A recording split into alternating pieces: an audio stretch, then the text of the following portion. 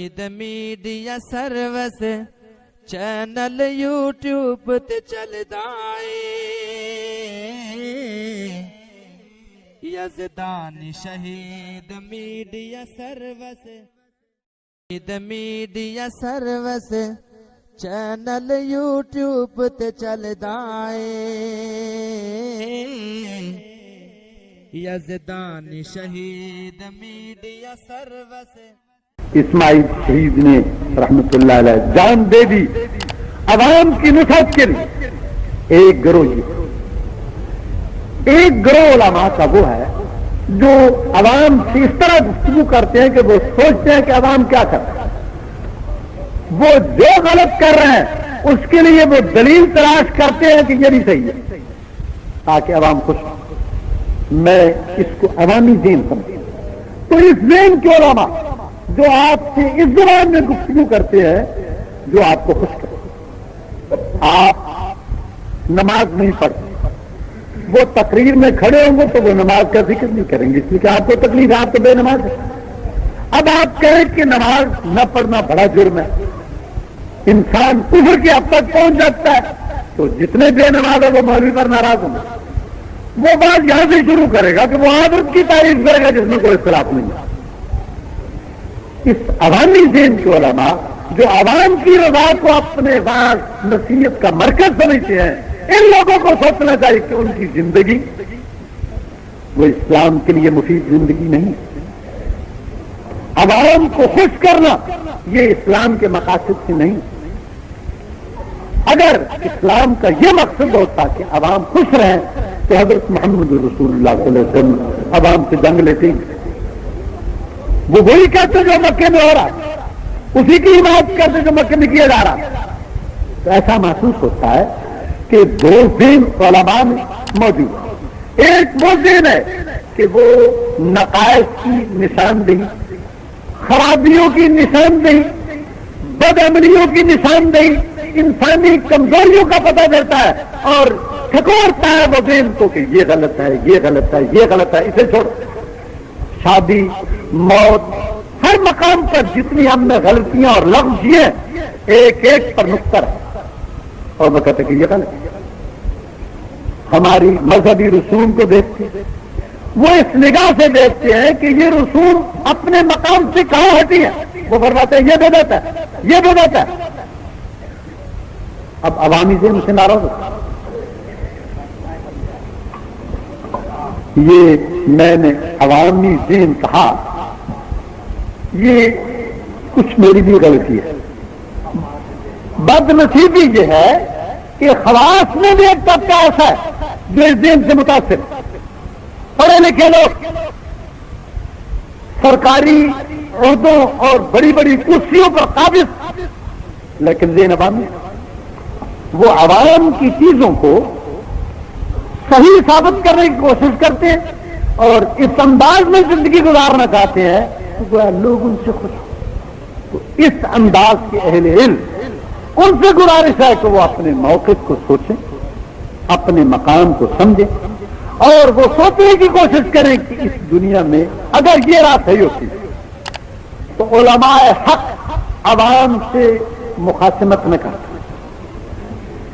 ائمہ تجدید یعنی وہ لوگ جن کو قدرت نے یہ توفیق بخشی کہ دنیا کی بیماریوں کو دیکھیں، پھر ان بیماریوں کا علاج اور مداوع کریں۔ اس قسم کے لوگ دنیا میں کم ہوئے، لیکن دنیا کی نگاہیں اور ان کی نظر میں قابل تعریف ہوئی۔ ایسا وقت جبکہ ملک میں یہ رواج اور عوام اس انداز سے سوچتے تھے کہ جدھر کی ہوا ہو ادھر کو چلو، زمانے کا جو رنگ ہے اس رنگ میں رنگ جانا چاہیے۔ بادشاہ سلامت کے دربار میں جائیں تو بادشاہ کو سجدہ کریں، سب ہو رہا تھا۔ مغل بادشاہ بیٹھ کر سجدے کرواتے تھے، مجرے ان کے سامنے ہوتے تھے۔ حضرت مجدد الثانی انہوں نے اس رسم سے مقابلہ کیا کہ ایسا نہیں ہوگا، بادشاہ کو کوئی حق نہیں پہنچتا کہ ایک مسلمان کے سامنے جھکے۔ اپنے وقت میں بادشاہ سے لڑ گیا اور اس تمام معاشرے سے لڑ گیا جو اس برائی میں بادشاہ کو تنبیہ نہیں کرتے تھے، بادشاہ کو خوش کرتے تھے۔ آج ان کا نام مجدد الثانی، یعنی 1000 کے بعد اگلا 1000 جب شروع ہوا تو اس میں سب سے بہتر آدمی جس نے دنیا کی عام خواہشات کے ساتھ تصادم و ٹکر لی وہ حضرت مجدد ہے۔ اس لیے میں اس عوامی ذہن کے علماء سے گزارش کرنا چاہتا ہوں کہ وہ اپنے موقف کا غور کریں۔ عوام کو خوش کرنا یہ مقصد نہیں ہے دنیا، بلکہ عوام کی غلطیوں کی نشاندہی اصل مقصد یہ ہے۔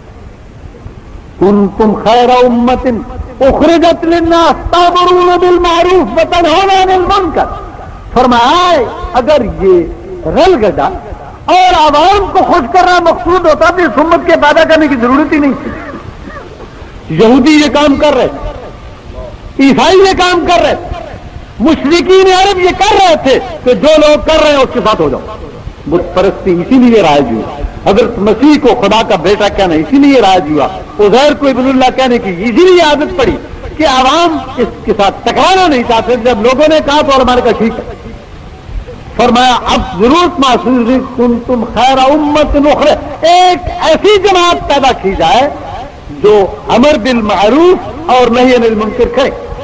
امر بالمعروف کا کیا مطلب کہ عرف اور سچائی بھلائی کی تلقین دنیا کو کرے، اس کے لیے ایک جماعت موجود ہونی چاہیے۔ جب وہ دنیا میں دیکھے کہ اس وقت ضرورت ہے کہ لوگوں کی رہنمائی کی جائے نیک کاموں میں، وہ میدان میں اترے اور نیکی کی طرف رہنمائی کرے۔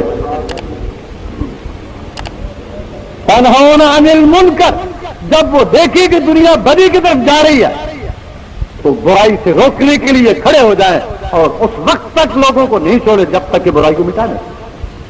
تو گویا اس امت کی نفرت، دنیا میں اسلام کا وجود، حضرت محمد رسول اللہ صلی اللہ علیہ وسلم کی بعثت، آپ کے ساتھ ایک ایسی جماعت جس نے اسلام کے پھریرے کو اٹھایا اور صاف تاخاف سمندروں کو چیرتی اور پہاڑوں کو رونقتی ہوئی چلی گئی، اس جماعت کے پیدا کرنے کی ضرورت کیا تھی؟ تأمرون بالمعروف وتنہون عن المنکر، جس کا دوسرا معنی عوام سے ٹکر، کہ جو لوگوں میں برائیاں ہیں ان برائیوں کا سلا سما اکھیڑ، جو نیکیاں ہیں ان کی طرف دعوت۔ یہ دو کام اگر امت نہیں کرتی تو اس کی ضرورت ہی نہیں۔ حضرت نے فرمایا صلی اللہ علیہ وسلم کہ سب سے پہلی چیز جو نیک عادات سے امت میں مفقود ہوگی، لوگ اسے چھوڑیں گے، فرمایا امر بالمعروف اور نہی عن المنکر، لوگ نیکی کا حکم چھوڑ دیں گے، برائی سے روکنا چھوڑ دیں گے۔ ذہن یہ ہوگا کہ میاں ہمیں کیا مصیبت ہے، عیسیٰ بدین خود، موسیٰ بدین خود، کوئی اپنی کرے آپ کو کیا رکھتے ہیں؟ عام ذہن ہے اس وقت دنیا میں جو ہوتا سب ٹھیک ہے، یہ ذہن اسلامی ذہن نہیں۔ مجھے اور آپ سب کو یہ کوشش کرنا چاہیے، اچھے لفظ میں، میرا یہ کبھی مقصد نہیں کہ آپ لڑے، کبھی مقصد نہیں کہ آپ لوگوں کو گالیاں دیں، مقصد یہ ہے کہ اچھے سے اچھے طریق پر، بہتر سے بہتر لفظوں میں آپ اگر برائی کو روک سکتے روک۔ حضرت علی کو رضی اللہ تعالیٰ عنہ وارضہ حضرت نے صلی اللہ علیہ وسلم نے یمن کی طرف رخصت کی اور فرمایا کہ دیکھو علی تم جا رہے ہو، میرا یہ مقصد نہیں کہ تم وہاں سے سرخ اونٹ اور وہاں کا سونا اور دولت جمع کر کے لاؤ، اگر تیرے سبب سے ایک آدمی کو کلمہ حق معلوم ہو کہ ہدایت آ جائے، فرمایا مجھے اس سے پسند بہت زیادہ پسند ہے کہ تم اونٹ اکٹھے کر کے نہیں نکلاؤ میرے پاس۔ تو گیا مانا کیا کہ دنیا کی رہنمائی اور سچائی کی طرف دعوت اور عوام کی آواز کو راستے اور صلاحیت کی طرف لانا، یہ اصل مقصد ہے انبیاء علیہ السلام۔ عوام کو خوش کرنے والے علماء وہ یقین فرما لیں کہ ان کی روش انبیاء کی روش نہیں ہے، ان کی روش ائمہ کی روش نہیں ہے، ان کی روش اہل تجدید کی روش نہیں ہے، وہ دنیا کے جاہلوں میں سے ایک جاہل ہے کہ جو حالات کے ساتھ دے رہے ہیں۔ میرے یہ الفاظ سخت ہیں لیکن میں سمجھتا ہوں کہ میں اس سے زیادہ بہتر لفظوں میں ان کی پوزیشن کو واضح نہیں کر سکتا کہ وہ جہلا کی طرح اپنے علم کو جہلا کے ساتھ ملا رہے ہیں۔ جو حالات غلط کرتے ہیں میں اس کے جواب کے دلائل کا تلاش کرتا ہوں کہ یہ ٹھیک ہے. جو حالات شرک کی بات کرتے ہیں میں اس شرک کے جواب کے لیے دلائل تلاش کرتا ہوں. مجھ میں اور جوہلا میں کیا فرق ہے؟ وہی میں نے کیا جو جوہلا کر رہے ہیں. اس لیے میں نے گزارش کی جو آیت میں نے پڑھی ہے اس میں ایک اختلاف کا حل ہے. حضرت امام احمد رحمت اللہ علیہ ان کے زمانے میں اعتقادی بدعات کا بڑا زور تھا. تو کسی نے ان سے عرض کیا کہ حضرت حق اور باطل میں سچ اور جھوٹ میں امتیاز فرق کیسے؟ آپ بھی قرآن اور حدیث سے سناتے ہیں جہمیہ اور معتزلہ اور وہ بھی قرآن اور حدیث پڑھتے ہیں. تو حضرت امام نے ایک فرق بتایا کہ الفرق بیننا و بینہم یوم الصلح. فرمایا جنازے کے دن آپ کو فرق معلوم ہوگا کہ ان کی موت پر لوگ ہنسیں گے اور ایک اہل سنت اور امام حدیث کی موت پر لوگ روئیں گے. وہ سامنے نہیں ہوگا, لوگ اس پر افسوس کریں گے. یہ بھی اقرار ہے. واقعی ایسا ہے کہ بادشاہ مرتا ہے لوگ ہنستے ہیں. امام احمد کا انتقال ہوتا ہے تو یہودیوں کے گھر میں ماتم کی ساتھ اس لیے کہ ایک آدمی ختم ہو. یہ بھی ایک فرق ہے. ایک یہ بھی فرق ہے جیسے میں گزارش کر رہا ہوں کہ من احسن قولا ممن دعا الی اللہ, کہ آپ مختلف گروہوں میں جب قرآن تقسیم ہو چکا ہو, سب قرآن پڑھ رہے ہوں, سب حدیث سے بیان کریں, تو آپ میں الجھن پیدا ہوگی کہ کون سچ ہے.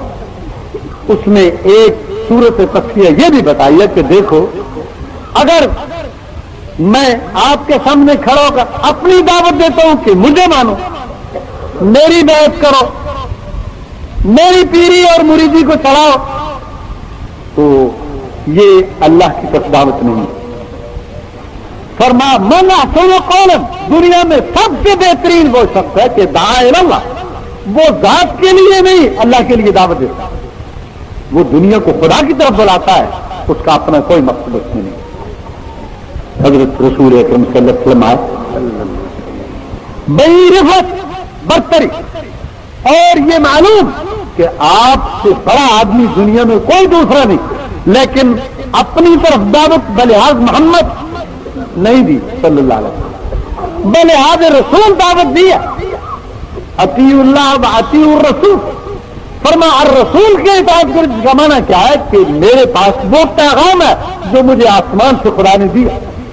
یہی سبب ہے کہ ہم نے حضرت محمد رسول اللہ صلی اللہ علیہ وسلم کو اور تمام اہل سنت نے ان کی ذات کے لحاظ سے, ان کے جسم کے لحاظ سے قبول نہیں کیا.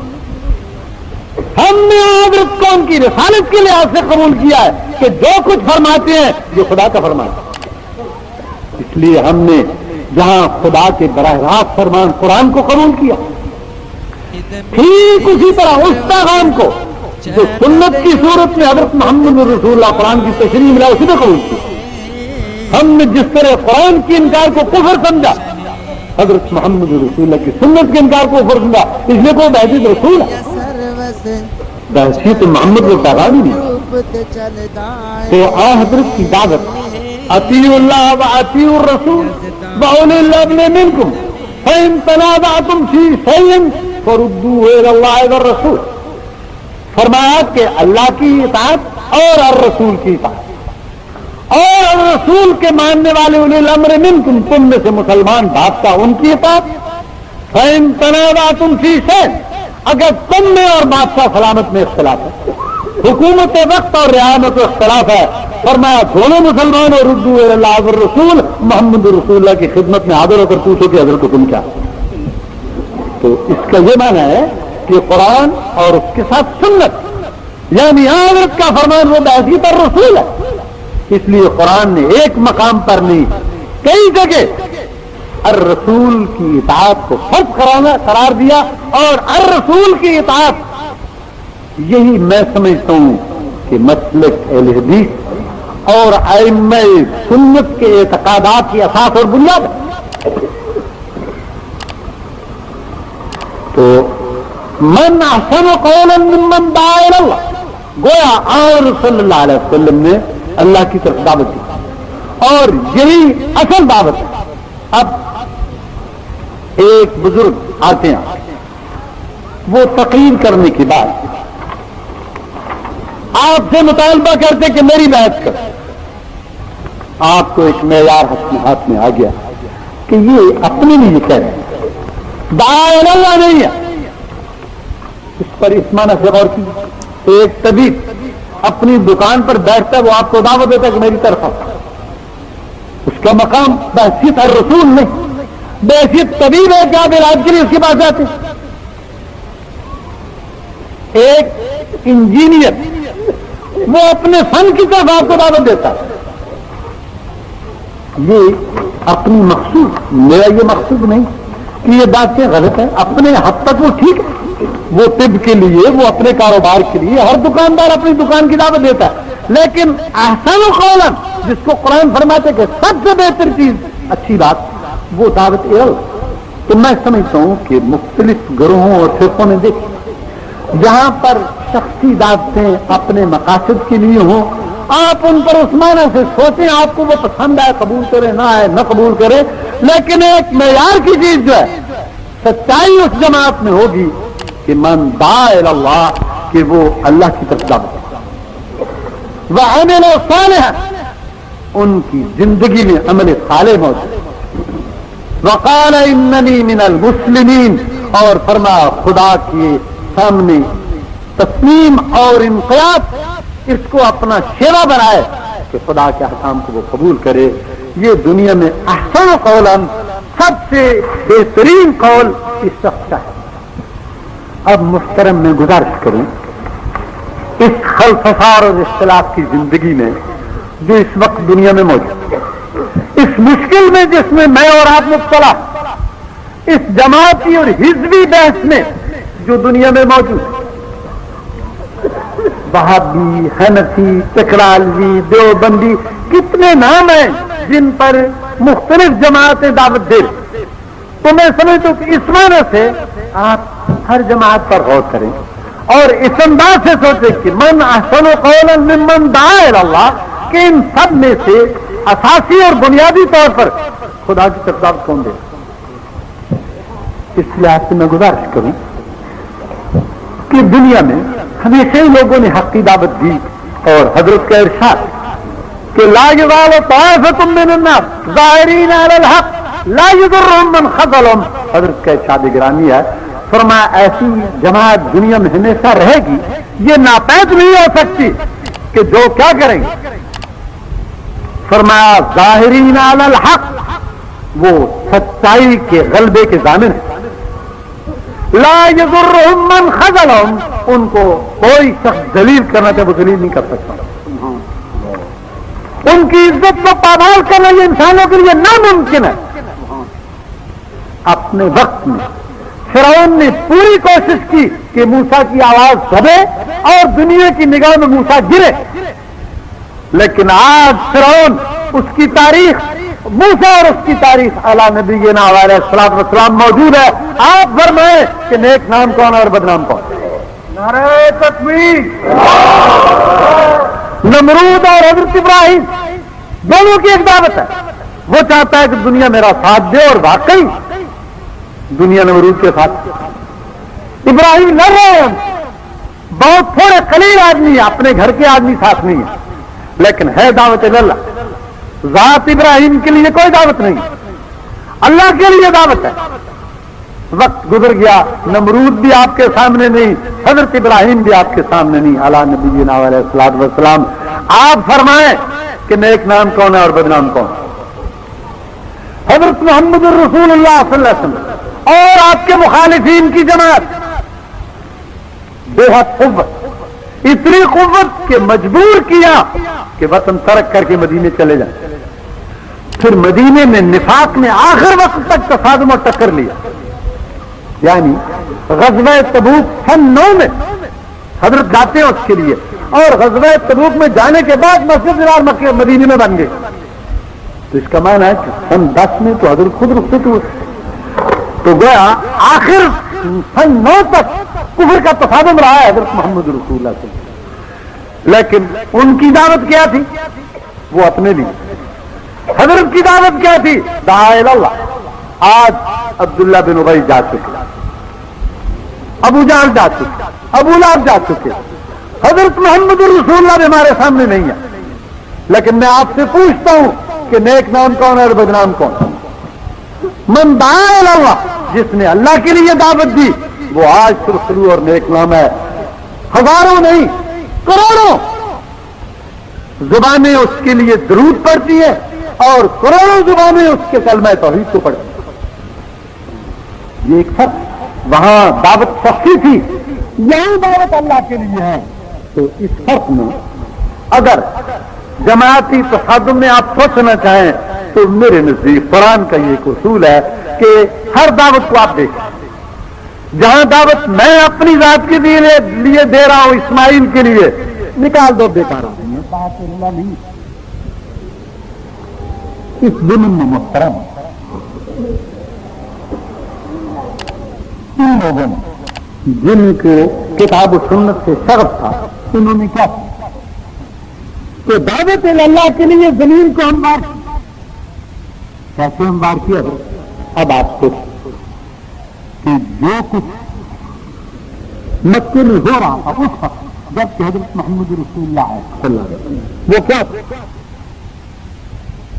کہ لات کی خبر وہ پاس میں پوج رہی، حبل اور بال کے بت خود ہر میں بیت اللہ میں پوج رہے. انسان کی پرستش، جنوں کی پرستش، غیر اللہ سے ڈر، مخلوق کے سامنے سجدوں کا کرنا اور جھکنا، غیر اللہ کی عبادت، یہ موجود. اگر یہ عوام کی روش صحیح تھی، حضرت کانا دیکھو حضرت تو یہ چیز نہیں کہتے. تو اب کیا حضرت نے ان سب کی دعوت کو توڑ کر اللہ کی طرف دعوت دی. فرق ایک پیدا ہوا. اب میرے لیے کوئی دقت نہیں ہے، میں ابو جہل کو غلط سمجھتا ہوں، ابو لہب کو غلط سمجھتا ہوں، اس تمام گروہ کو جو بدر سے لے کر تبوک تک ہمارے آقا حضرت محمد رسول اللہ سے لڑے، میں سب کو غلط اور جھوٹا سمجھنے اس لیے کہ ان کی دعوت اپنی ذات کے لیے، اپنی قوم کے لیے تھی. محمد رسول اللہ کی دعوت اللہ کے لیے. آپ نے وہ ابو جہل کا خطبہ سنا جو انہوں نے بدر کی لڑائی شروع ہونے سے پہلے دنیا کے سامنے اپنی پوزیشن کو واضح کرنے کے لیے تھا. اس نے شاید آج کی اصطلاح میں وائٹ پیپر اسے کہتے ہیں کہ اپنا انڈیا بتایا کہ ہم اس مصیبت میں کیوں پھنسے. اس نے دو چیزیں بتائی کہ ان محمدن شتت امر العرب صلی اللہ علیہ وسلم، کہا ہم اس لیے لڑ رہے ہیں کہ حضرت نے عرب میں تفریق پیدا کی. یہ وہ ٹھیک کرتے، حضرت نے واقعی تفریق پیدا کی. انہوں نے عرب میں سے اہل کفر کو اپنا ساتھی نہیں رکھا. دوسری بات کیا فرمایا، حضرت نے آبا کے دین کو جو پرانا سب لوگوں کا آ رہا تھا اسے ترک کر کے ایک نیا دین پیش کیا. کیا مان کہ عوام کی دعوت، عوام کے انداز فکر، جس طرح عوام سوچتے تھے اس انداز فکر کو سردار دو عالم نے بدلا. یہ محترم وہی آواز ہے جو آپ کو کہا جا رہا ہے. اور اب ہمارے قیادت بڑی ہائی اتھارٹی کے لوگ ہمیں یہ فرماتے ہیں کہ اسلام کو عوام کا ساتھ، لوگوں کا ساتھ، زمانے کا ساتھ دینا چاہیے. اگر یہ ساتھ نہ دیا گیا تو کہا کہ اسلام ہٹ جائے گا اور دنیا میں یہ فیل ہو جائے گا. یہ کیا ہے؟ عوامی دعوت ہے. انبیاء کی دعوت ہمیشہ سے متفاضل نہیں کی. وہاں اس کی پرواہ نہیں کی کہ عوام کیا کہتے ہیں. وہاں یہ سوچا گیا کہ حق اور صحیح بات کیا. تو ان فقراء نے بالکل اس روش پر، جیسے کہ حضرت کے زمانے میں عوام کی ایک آواز اور ایک حضرت کی آواز تھی. وہ آواز عوام کی عوام کے لیے تھی، اپنے مفاد کے لیے تھی، اپنے آباء اجداد کے لیے تھی، اپنے قومی مفاد کے لیے تھی، جس کو وہ قوم سمجھتے تھے. حضرت محمد رسول اللہ کی دعوت ان سب بتوں سے مختلف. آپ کی نظر میں قوم بت، آپ کی نظر میں بادشاہ کوئی چیز نہیں تھی. آپ کی نظر میں ایک ہی چیز تھی کہ من قاتل لتكون كلمة الله هي العليا. حق کی آواز بلند اور دنیا خدا کی طرف ہے. یہ ایک آواز تھی طرح اپنے لوگوں کو جمع کیا. یہ من احسن قولا ممن دعا الی اللہ, کہ اللہ کی طرف دعوت دی کوئی شخصی کوئی قومی کسی بت کے لیے پیدا. اب آپ سوچیں کہ اگر وہ عوامی مسئلہ ٹھیک تھا تو وہ تو عرب کر رہے, ان میں اتحاد اور وحدت تھی, وہ شرک پر متحد تھے. کان الناس امۃ واحدۃ فبعث اللہ النبیین مبشرین ومنذرین, فرمایا لوگ کفر پر مجتمع تھے, اللہ نے پیغمبروں کو بھیج کر ان میں سے نیک لوگوں کو الگ کر دیا, تفریق پیدا کی, اس تفریق کو پسند کیا. یہ وحدت صحیح نہیں ہے, اس لیے تو اس میں دعوت اللہ. اب آگے بڑھیں,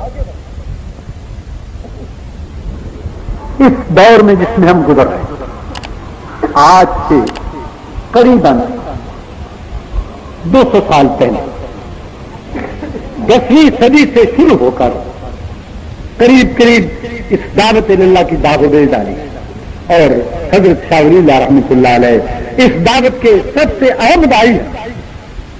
اب وہاں کیا کہ دنیا کے رسوم و عادات ان سے تخالف, گھروں کے رسم و رواج اس پر نشان دہی ہے کہ یہ غلط ہے. لڑکیاں بیوہ ہوتی ہیں, وہاں کی عام عادت یہ ہے کہ اب دوبارہ نکاح نہیں ہو, لیکن کچھ پاک باز لوگ ہیں کہ عوام کی روش کے خلاف وہ کہتے ہیں کہ نہیں, حضرت محمد رسول اللہ کی سنت یہ ہے کہ یہ ہونا چاہیے. لڑکیوں کے حالات پر رحم اور ان کی ضروریات, ان کی زندگی کا تقاضا یہ ہے کہ جب تک عمر اس چیز کا تقاضا کرتی ہے یہ تعلق قائم رہنا چاہیے. وہاں حضرت کیا ہے کہ قبروں کے سامنے لوگ سجدے کرتے ہیں.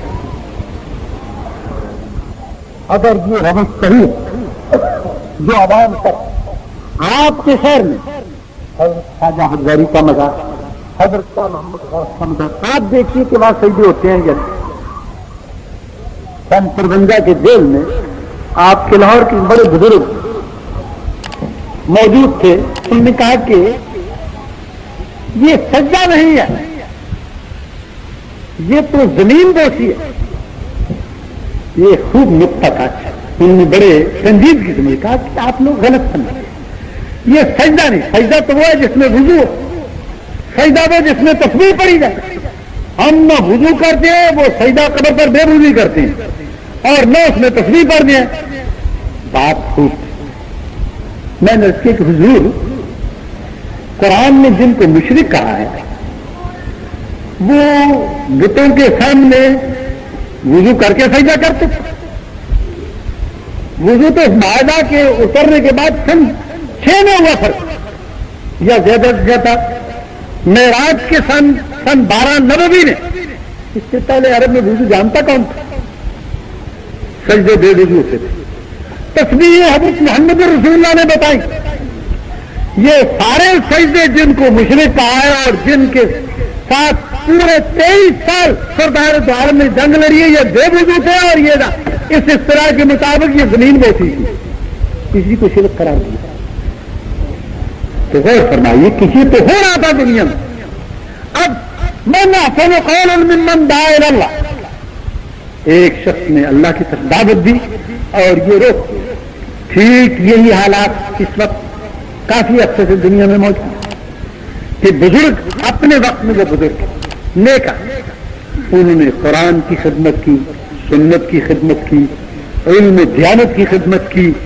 خواجہ حجویری خود ان لوگوں میں ہے, حضرت شمس تبریز اور وہ شیخ کبیر الدین, یہ اپنے وقت کے اولیاء پاک اور نیک لوگ ہیں جنہوں نے اپنے وقت میں اللہ کے دین کی خدمت کی.